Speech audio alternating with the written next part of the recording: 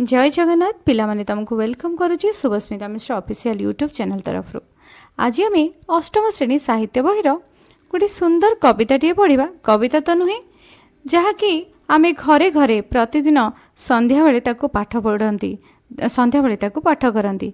सी हूँ आमर कौन आमर भागवत भागवत सूक्ति संग्रह। जानिच तमें मैंने पिला माने जानिथिबो जे भागवत किए लिखिचंदी। भागवत लिखिचंदी जगन्नाथ दास, जहाँको कि अति बड़ी जगन्नाथ दास भाव में आम भल कि जानी। एवं आस तार कवि परिचय जानिबा। ओडिया साहित्य रे जगन्नाथ दास पंचदश शताब्दीर शेषार्ध षोडश शताब्दीर प्रथमार्धरे हेउछंती से जणे अमर स्रष्टा। ओडिया जाति पई जगन्नाथ दासंक ओडिया भागवत एक अनन्य अनुपम अवदान। यह संस्कृत भाषार श्रीमद् भागवत ग्रंथर छाया रचित। मोट उपरे कहिबाकु गले ओडिया भागवत ओडिशार संस्कृति और जनजीवन एक अभिन्न अंग। ओडिशार जनसाधारण एही ग्रंथ को घरे घरे पूजा करी आसुछंती। जगन्नाथ दास पुरी जिलार कपिलेश्वरपुर ग्राम रे पिता भगवान दास और माता पद्मावती देवींकर कोलमंडन करथिले। से ओडिया भागवत व्यतीत अर्थ कोइली, गुप्त भागवत, तुलाभीणा, दारुब्रह्म गीता, शैवागम भागवत इत्यादि प्राय 60 खंडर ऊर्ध्व संख्यक ग्रंथ रचना करिथिबार सूचना मिले।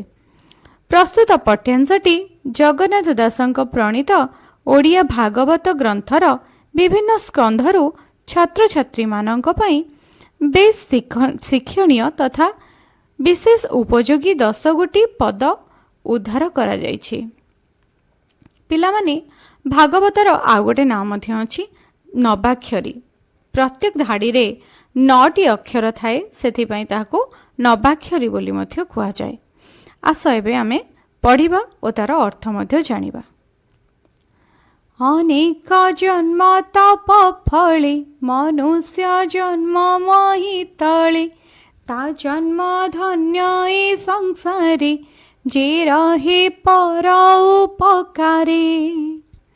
पिला माने आमे जानिचंती जे अनेक जन्मर तप अर्थात तपस्या फल रे मनुष्य जन्म मिलता है पृथ्वी रे। जदि कारण सबु प्राणी मध्य श्रेष्ठ होउछि कि मनुष्य, कारण मनुष्यर विचार शक्ति थाए।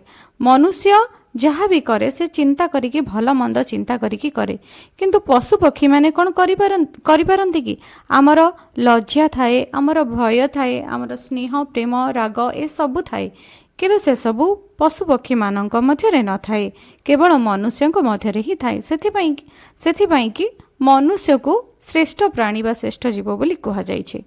अनेक जन्मर तपस्या करिबा फलरे मनुष्य जन्म मिली थाए। आउ खाली मनुष्य जन्म मिलीगले जे ताहा हे गला ताहा नुहे, सब बहुत किछि हे गला ताहा नुहे। ता जन्म धन्य ए संसारे मनुष्य जन्म सेतेबेले धन्य हुए बा सफल हुए जेतेबेले जे रहे पर उपकारे, जेतेबेले सेही मनुष्यटी पर उपकार रे रहे। आमे जदि मनुष्य जन्म पाइके आमे जदि परर उपकार साधन करि न पारिले, आमे जदि अन्यर दरकार रे न आसी पारले, ताले से मनुष्य जन्म रे मध्य किछि लाभ नाही। आमे जदि केवल निज पई कले ताले पशु भी तो निज पई करूची, ताले मनुष्य आउ पशु भितरे फरक कौन रहिला। तेणु करी मनुष्य जन्म सेतेबेले धन्य हुए बा सार्थक हुए जेतेबेले मनुष्य जन्म पर उपकार रे लागे। एबे देखिबा परपदटी।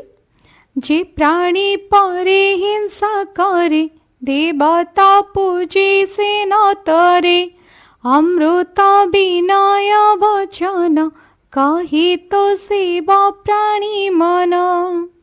जे प्राणी पर हिंसा करे, पर लोकन को जे हिंसा करे, जे अन्यर भल देखिकी सही पारेनी, अन्यर उन्नति देखिले किसी लोक सही पारती नहीं, ईर्षा करती, हिंसा करती, तांको देवता से देवता को मध्य जदि पूजा करती ताहले से केबे हेले ए भव सागर रु तरी पारती नहीं। तांकर पापर भार केबे कमी जाएनी, कारण आमे देवता को पूजा करुथबा आउ लोकन को मारुथबा, लोकन को ईर्षा करुथबा, हिंसा करुथबा, लोकंकर भल देखिकी सही पानथबा, ताहले आमे खाली मूर्ति पूजा करदेले कोन हबो? प्रकृत ମନୁଷ୍ୟ ଦେହରେ ହିଁ ଦେବତା ଥାନ୍ତି, ପ୍ରାଣୀମାନଙ୍କ ଦେହରେ ହିଁ ଦେବତା ଥାନ୍ତି। ଆମେ ଯଦି ମନୁଷ୍ୟକୁ ସନ୍ତୁଷ୍ଟ କରି ନ ପାରିଲେ, ଆମେ ଯଦି ଜୀବଜନ୍ତୁ ପ୍ରାଣୀମାନଙ୍କୁ ସନ୍ତୁଷ୍ଟ ନ କରିପାରିଲେ, ତାହେଲେ ଦେବତାଙ୍କୁ ଯେତେ ପୂଜା କଲେ ମଧ୍ୟ ଆମେ ଏ ଭବସାଗରରୁ କେବେ ତରିପାରିବା ନାହିଁ।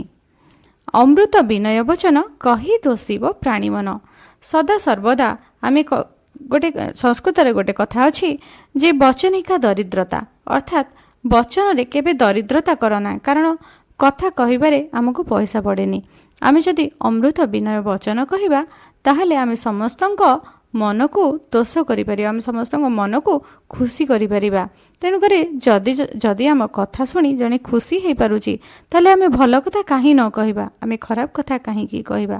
ଯଦି ଖରାପ କଥା କହିବା ଦ୍ୱାରା ଆମର ଜଣଙ୍କ ସହିତ ସମ୍ପର୍କ ଖରାପ ହୋଇଯାଉଛି, ତେବେ ଆମେ କାହିଁକି ଖରାପ କଥା କହିବା? ଆମେ ନିଶ୍ଚିତ ଭାବରେ ଅମୃତ ବିନୟ ବଚନ କହିକି ଲୋକମାନଙ୍କର ମନକୁ ତୋଷିବା ବା ଖୁସି କରିବା। ଉତ୍ତମ ସଙ୍ଗେ ସଙ୍ଗ ଯାର, ଯେ ସେ କରି ଉତ୍ତମ ବ୍ୟବହାର। ଆଚ୍ଛା, ଆଉ କ'ଣ ନା ଉତ୍ତମ ସଙ୍ଗେ ସଙ୍ଗ ଯାର, ଯେ ଭଲ ଲୋକଙ୍କ ସହିତ ସାଙ୍ଗ ହୁଏ, ଉତ୍ତମ ସଙ୍ଗେ ଯାହାର ସାଙ୍ଗ, ସେ ହିଁ କ'ଣ କରେ ନା ଉତ୍ତମ ବ୍ୟବହାର କରେ ସମସ୍ତଙ୍କ ସହିତ। ଆମେ ଯଦି ଭଲ ଲୋକଙ୍କ ସହିତ ମିଶିବା ବା ଭଲ ପରିବେଶରେ ରହିବା, ଆମେ ନିଶ୍ଚିତ ଭାବରେ ସମସ୍ତଙ୍କ ସହିତ ଭଲ ବ୍ୟବହାର କରିବା। ଆମେ ଯଦି ଖରାପ ଲୋକଙ୍କ ପାଖରେ ମିଶିବା, ଖରାପ ପରିବେଶରେ ରହିବା, ତାହେଲେ ଆମେ ତାଙ୍କଠୁ କ'ଣ ଶିଖିବା? ସବୁବେଳେ ଖରାପ ଜିନିଷ ହିଁ ଶିଖିବା। ତାହେଲେ ଯେଉଁ କହନ୍ତିନି ଯେ ଦେଶ ଯାଇ ସେ ଫଳ ଖାଏ, ଆମେ ଯେମିତି ଲୋକଙ୍କ ସହିତ ମିଶିବା ଆଉ ସେଇଭଳି ବ୍ୟବହାର ମଧ୍ୟ କରିବା। ସାକ୍ଷାତେ ଗୁରୁ ଯେ ଈଶ୍ୱର, ଗୁରୁଙ୍କୁ ନ ମାଣିବ ନର, ମହତେ ଯାହା ଚରିବେ, ଇତରେ ତାହା ହିଁ କରିବେ। ଏଠି ଆଉ କ'ଣ କୁହାଯାଇଛି ଯେ ଗୁରୁ ହେଉଛନ୍ତି, ଆମେ ଜାଣିଛନ୍ତି ଗୁରୁ ଯେ ସାକ୍ଷାତ ଗୁରୁଙ୍କୁ ନ ମାଣିବ ନର, ଗୁରୁ ହିଁ ସାକ୍ଷାତ ଈଶ୍ୱର। ଗୁରୁ ହେଉଛନ୍ତି ସିଏ ପିତା ମାତାଙ୍କ ପରେ ଆମର ଯିଏ ଭଲ ଚାହିଁଥାନ୍ତି, ସିଏ ହେଉଛନ୍ତି ଗୁରୁ, ଯିଏ ଆମକୁ ଅଜ୍ଞାନ ରୂପକ ଅନ୍ଧକାରରୁ ନେଇ ଆଲୁଅ ଦେଖାଇଥାନ୍ତି, ଜ୍ଞାନ ରୂପକ ଆଲୋକ ପ୍ରଦର୍ଶନ କରିଥାନ୍ତି, ସେ ହେଉଛନ୍ତି ଗୁରୁ।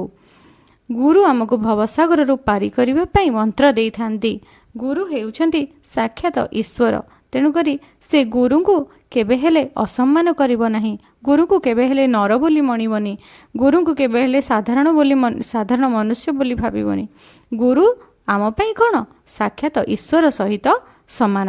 ଗୁରୁଙ୍କୁ ଆମେ ଯଦି ସଦାସର୍ବଦା ଭକ୍ତି କରିବା, ଗୁରୁଙ୍କୁ ଯଦି ଆମେ ସମ୍ମାନ ପ୍ରଦର୍ଶନ କରିବା, ତାହେଲେ ଆମେ ଜୀବନରେ ନିଶ୍ଚିତ ଭାବରେ ଜଣେ ଭଲ ମଣିଷ ହୋଇପାରିବା। ମହତ୍ ଜନମାନେ ଯେଉଁ ଆଚରଣ କରିବେ, ଇତର ଜନମାନେ ତାହା ହିଁ ଦେଖିକି ସେଇ ଆଚରଣ ହିଁ କରିବେ। ଆମେ ଆମ ବଡ଼ମାନଙ୍କ ପାଖରୁ ଯାହା ବି ଶିଖନ୍ତି, ଆମେ ସେଇ ଜିନିଷ କରନ୍ତି ନା ନାହିଁ? ଆମେ କ'ଣ କରନ୍ତି? ପିଲାମାନେ ସାଧାରଣତଃ ଅନୁକରଣ ପ୍ରିୟ, ଆମେ ଯାହା ବି ଦେଖନ୍ତି ସେଇଆ ଶିଖନ୍ତି ଆଉ କରନ୍ତି। ନିକଟେ ଥିଲେ ଅନାଦର, ଏହିଟି ସଂସାର ବିଭାର, କର୍ମ କରଣେ ଫଳ ପାଇ, ପ୍ରାଣୀ ତା ଅବଶ୍ୟ ଭୁଞ୍ଜାଇ, ପରମ ଶାସ୍ତ୍ର ଭାଗବତ, ଅଭ୍ୟାସ କରୁଥିବ ନିତ୍ୟ। ଗୋଟେ ବହୁତ ସୁନ୍ଦର କଥା ଏଇଠି ଭାଗବତରେ କୁହାଯାଇଛି, ନିକଟେ ଥିଲେ ଅନାଦର, ଏହିଟି ସଂସାର ବ୍ୟବହାର। ପିଲାମାନେ ଆମେ ଜାଣିଛନ୍ତି ଯେ ଦୂର ପାହାଡ଼ ସୁନ୍ଦର ନୁହେଁ କି? ଯଦି ପାହାଡ଼ଟି ଦୂରରେ ଥାଏ ତାହେଲେ ଆମକୁ ସୁନ୍ଦର ଲାଗେ। ଆଉ ସମ୍ପର୍କ ବି ଠିକ୍ ସେମିତି। ସମ୍ପର୍କ କେମିତି ସେମିତି ନା, ଆମେ ଯଦି ଆମ ପାଖରେ ଯଦି ଜଣେ ଲୋକ ଥାଏ, ଆମେ କ'ଣ କରନ୍ତି ନା ତା'ର ଅନାଦର କରନ୍ତି, ଆମେ ତା'ର ଆବଶ୍ୟକତାକୁ ବୁଝିପାରନ୍ତି ନାହିଁ। ସେ ଆମ ପାଇଁ କ'ଣ କରୁଛି କ'ଣ ନ କରୁଛି, ସେ ଆମ ପାଇଁ କେତେ ତ୍ୟାଗ କରୁଛି, ସେସବୁ ବୁଝିପାରନ୍ତିନି। ଏହି ହେଉଛି ସଂସାରର ନିୟମ, ଏହି ହେଉଛି ସଂସାରର ବ୍ୟବହାର। ଲୋକମାନଙ୍କର ଆଚରଣ ଉଚ୍ଚାରଣ ଏହିଭଳି ଯେ ଆମେ ଯଦି ଯେତେ ବି ଭଲ କରୁଥାନ୍ତୁ, ଆମେ ଯଦି ତାଙ୍କ ପାଖରେ ଅଛନ୍ତି ନା, ସିଏ କେବେ ହେଲେ ଆମକୁ ଭଲ କହିବେ ନାହିଁ। କିନ୍ତୁ ଆମେ ଯଦି ଦୂରେଇ ଯିବା, ତାହେଲେ ସେଇଠୁ ସେ ମନେ କହିବ କି ଇଏ ଥିଲା, ଏଇଆ କରୁଥିଲା କି ସେଇଆ କରୁଥିଲା। ତମେ ଦେଖିଥିବ ଯେତେବେଳେ ଜଣେ ମରିଯାଏ, ସେତେବେଳେ ଲୋକମାନେ ଆହା ଲୋକଟି ଏମିତି ଥିଲା, ସେମିତି ଥିଲା, ଏଇଆ କରୁଥିଲା, ସେଇଆ କରୁଥିଲା, କିନ୍ତୁ ବଞ୍ଚିଥିଲା ବେଳେ କେହି ବି ଯାଇକି ତାକୁ ଆହା ପଦେ କୁହନ୍ତି ନାହିଁ। କିନ୍ତୁ ସେଇ ଜିନିଷ ଯଦି ସେ ବଞ୍ଚିଥିଲା ବେଳେ କରିଥାନ୍ତେ ବା ଲୋକଟି ପାଖରେ ଥିଲାବେଳେ ଜଣଙ୍କର ଆଦର କରନ୍ତି, ତାହେଲେ ସେ ମନ ତାର କେତେ ଆହୁରି ଖୁସି ହୁଅନ୍ତା କହିଲ, ଆଉ ସେ ଆମ ପ୍ରତି ଆହୁରି କେତେ ଭଲ ବ୍ୟବହାର କରନ୍ତା। କିନ୍ତୁ ଆମେ ସେମିତି କରନ୍ତିନି। ଆମେ କ'ଣ କରନ୍ତି? ଲୋକମାନଙ୍କର ପାଖରେ ଥିଲେ ତାଙ୍କୁ ଅନାଦର କରନ୍ତି। କର୍ମ କରଣେ ଫଳ ପାଇ, ପ୍ରାଣୀ ତା ଅବଶ୍ୟ ଭୁଞ୍ଜାଇ। ଆମେ ଯେଉଁଭଳି କର୍ମ କରିବା ସେହିଭଳି ଫଳ ନିଶ୍ଚିତ ପାଇବା। କାରଣ ଆମେ ଜାଣିଛନ୍ତି ଏ ହାତର ପାପ ସେ ହାତ ନିଏ ନାହିଁ। ପରମ ଶାସ୍ତ୍ର ଭାଗବତ ଅଭ୍ୟାସ କରୁଥିବ ନିତ୍ୟ। ଶେଷରେ କ'ଣ କୁହାଯାଇଛି ଯେ ପରମ ଶାସ୍ତ୍ର ଭାଗବତ ତାକୁ ପ୍ରତିଦିନ ଅଭ୍ୟାସ କରୁଥିବ। ତୁମେ ପ୍ରତିଦିନ ସନ୍ଧ୍ୟାବେଳେ ଏହି ଭାଗବତକୁ ନିଶ୍ଚିତ ଭାବରେ ଅଭ୍ୟାସ କରିବ। ତୁମେ ବୁଝିପାର କିମ୍ବା ନ ବୁଝିପାର, ଜାଣିଥିବ ସମସ୍ତଙ୍କ ଗାଁରେ ନିଶ୍ଚିତ ଭାବରେ ଭାଗବତ ଟୁଙ୍ଗିଥିବ। ଆଉ ଭାଗବତ ଟୁଙ୍ଗିରେ ଜଣେ ବୋଲୁଥାନ୍ତି ଆଉ ବୁଝାଉଥାନ୍ତି, ଆଉ ଗାଁର ସବୁ ଲୋକମାନେ ସେଠି ଶୁଣୁଥାନ୍ତି। ତୁମେ ମଧ୍ୟ ଚେଷ୍ଟା କରିବ ଭାଗବତ ପଢ଼ିବା ପାଇଁ ଆଉ ବୁଝିବା ପାଇଁ। ପିଲାମାନେ ଭିଡ଼ିଓଟି ଯଦି ତୁମକୁ ଭଲ ଲାଗିଥାଏ ତାହେଲେ ନିଶ୍ଚିତ ଭାବରେ ଲାଇକ୍ କରିବ। ଆଉ ଯଦି କିଛି ମତାମତ ଥାଏ ତାହେଲେ କମେଣ୍ଟରେ ନିଶ୍ଚିତ ଭାବରେ ଲେଖିବ। ଆଉ ଯଦି ତୁମେ ଚ୍ୟାନେଲରେ ନୂଆ ଥାଅ ତାହେଲେ ଚ୍ୟାନେଲଟିକୁ ନିଶ୍ଚିତ ଭାବରେ ସବସ୍କ୍ରାଇବ୍ କରିବ। ରହିଲି, ଧନ୍ୟବାଦ।